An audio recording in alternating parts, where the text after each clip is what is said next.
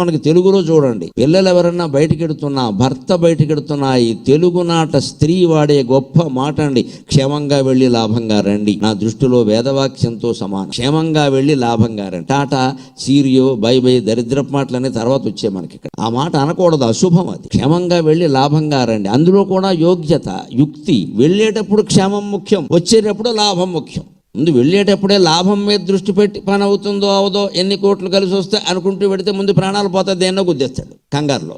ఆ కంగారు ఉండకూడదు. క్షేమంగా వెళ్ళు, లాభంగా రావాలి. క్షేమంతో పాటు లాభంగా. లాభం అంటే డబ్బులు కాదు, పని అవ్వడం. వెళ్ళారు అక్కడ కనుక్కోవాలి, నలుగురిని అడగాలి. ఓ బాకీ వసూలు చేసుకున్నామని పంపించారు, కాస్త హడావుడి చేయాలి. అక్కడ తల్లిదండ్రులు పంపించినప్పుడు కొంచెం హడావుడి చేయాలి. ఏమంటే ఎందుకో మీకు 6 నెలలు అయిందండి బాకీ ఇచ్చి ఎలా ఊరుకుంటామండి అని కొంచెం అడగాలి. అంతేగాని వెళ్ళి ఏమంటే మా నాన్నగారు బాకీ ఇమ్మన్నారండి, వీలైతే ఇమ్మన్నారండి అంటే వీలు కాదు, వెళ్ళిపోమని చెబుతారు. బాకీ వసూలు చేసే చోట అంత మంచితనం పనికిరాదు. అక్కడ మెత్తగా ఉండకూడదు. ఇదే కార్యసాధన.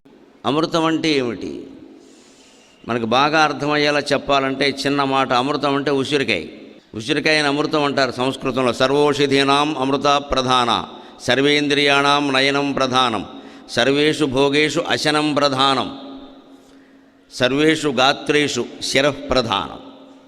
సర్వౌషధీనాం అమృత ప్రధాన. అన్ని రకాల మందుల్లోకి గొప్ప ఔషధం ఏమిటంటే ఉసిరికాయ. ఉసిరికాయ ఇంట్లో ఉంటే వేరే వైద్యం అవసరం లేదు. ఉసిరి పచ్చడి, ఉసిరి బద్దలు అన్నీ ఆరోగ్యమే.